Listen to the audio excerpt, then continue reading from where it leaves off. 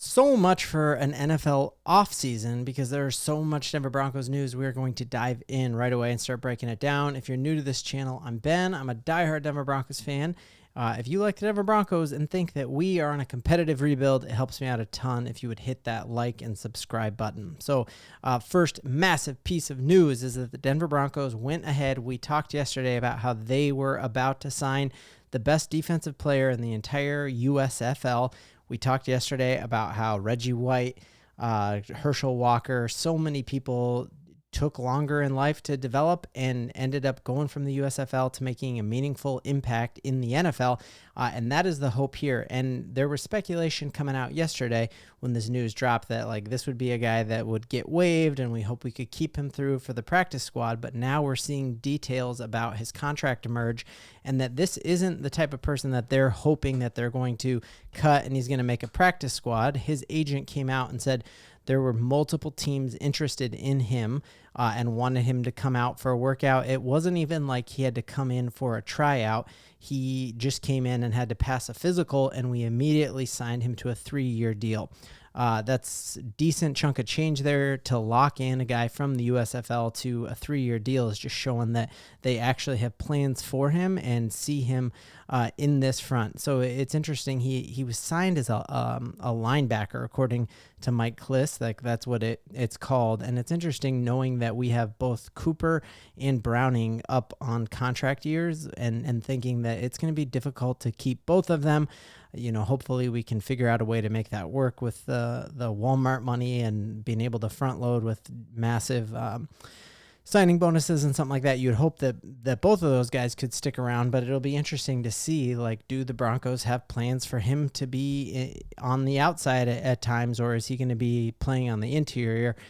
Just reading the comments from yesterday's video, I am by no means an expert in the USFL, but there are a ton of people who watched all of their games and weighed in just that this guy was constantly a difference maker. So here's the article where his agent's talking about other teams who are interested in him, and they looked for what's the best source for him and wanted to send him to Denver first. And again, Denver didn't even do a tryout with him. They're just like, we've seen enough on film and we're signing him. So hyped to see how he's going to fit into into this Broncos defensive line, which already had massive upgrades with Malcolm Roach, with obviously stealing away John Franklin Myers, and that's just fantastic news for the Denver Broncos.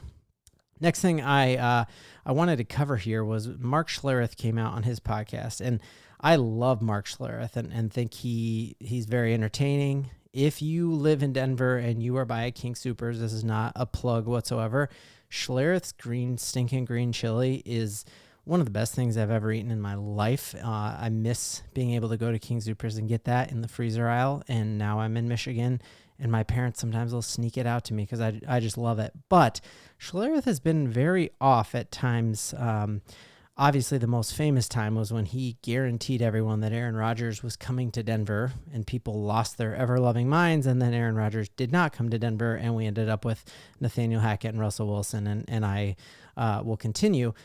But Shlereth came out and was talking about, there's a lot of talk going around camp that Jarrett Stidham might be our week 1 starter. And Shlereth came out and was like, hey, if Jarrett Stidham is the week 1 starter, it is a swing and a miss on Bo Nix. And so I'm curious in the comments, do you all agree with Schlereth's take there that it is going to be a swing and a miss if Bo Nix doesn't end up being the starter in Denver week 1?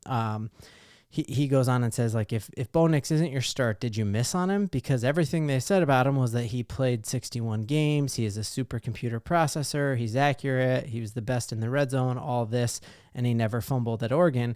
And he basically is implying that if Bo Nix isn't the starter and Jarrett Stidham beats him out, that it's a swing and a miss. And I do not agree with that take whatsoever. I think I trust Sean Payton to develop him and to know how he's responding to pressure, how he looks in camp. And I think it is Sean Payton's job to win as many games as possible. And if he thinks that means Bo Nix is going to sit for a few games, maybe he doesn't want Bo Nix week 2 to have the pressure of having to play against Russell Wilson. And I cannot imagine the narratives for it. From a fan perspective, I want him getting the jump. I think we saw all the reports out of Seattle was that training camp is going, or OTAs were going horribly for them, and they called it early after having, was it 11 interceptions in 2 days, or was it 6? I had the tweet up during that video, but it seems like Seattle is going to be a dumpster fire, and I think that's a win if we play well, and I think Jarrett Stidham could go in and get a win.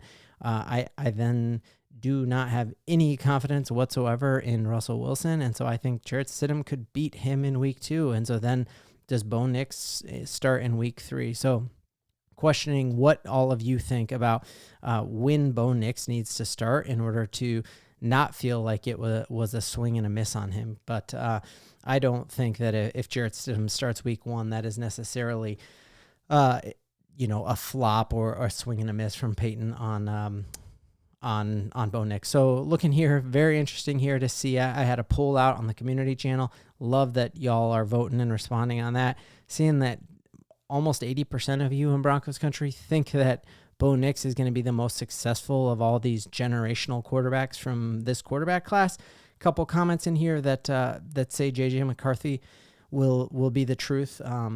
But, as we see, the Minnesota Vikings already said that this team for this year is going to be Sam Darnold's team, which is not a good indictment on J.J. McCarthy, which is why he's asking for all of his signing bonus up front, because I think he maybe sees the writing on the wall that the hype around him was not accurate. And even just seeing he threw out a first pitch, and obviously I know there's massive differences between throwing a baseball at a high speed and throwing a football, but I think we saw him, air out some passes, and he just did not have the opportunity to throw the ball a lot in Michigan, which is a massive concern because you got to do that a lot more in the NFL. But just watching this is one of the worst first pitches I've ever seen. It doesn't even come close to that catcher. And so I think this is a great sign for us that we're saying, man, 80% of us think that we might have a couple of these quarterbacks hit. My hope is that this draft class has multiple quarterbacks hit. We're hearing out of New Orleans camp that Spencer Rattler is balling out of control, and he was drafted a couple rounds after Bo Nix. So where you got drafted does not predict your likelihood of success in the NFL. And I think we have a type of coach who I've broken down before. I think he is one of the best coaches in the NFL. I know that's a homer take, but I broke it down with other people who know football way better than I do, who say Sean Payton is one of the best coaches in the NFL, and I trust him to develop and get the most out of Bo Nix. And I think whenever Sean Payton wants Bo Nix to be in, I will be happy with that. Last big question of the day is that we are hearing rumblings that Alvin Kamara isn't happy with the New Orleans Saints and wants out, and we know that tons of Saints want to come back and play for Sean Payton, which again I think is another great sign that people like Sean Payton. And if he was truly a culture killer and the type of dude who chews out guys on the sidelines all the time, you wouldn't have 19 current Broncos who have come over from New Orleans who want to play with him. So the question is, what would you want to see Alvin Kamara come here? I think our running back room is already stacked, and I wouldn't. Obviously, Alvin Kamara is a fantastic running back, but I think with the money you'd have to pay him, what you'd have to give up to the New Orleans Saints, it's not worth it. I trust Javonte Williams on a contract year. Jaleel McLaughlin looks unreal. He's added muscle. We've talked about that. And then I am really high on Audric Estime, and Samaje Perine is an absolute stud, so I wouldn't want to see that, but very curious. So first question in the comment is, when do you need to see Bo Nix start in order to not feel like that pick was a waste? And what would you be willing to give up for Alvin Kamara? Can't wait to engage with all y'all in the chats. And Broncos country, let's Bo-Lieve. Man, I thought first one in this jersey was going to be a make.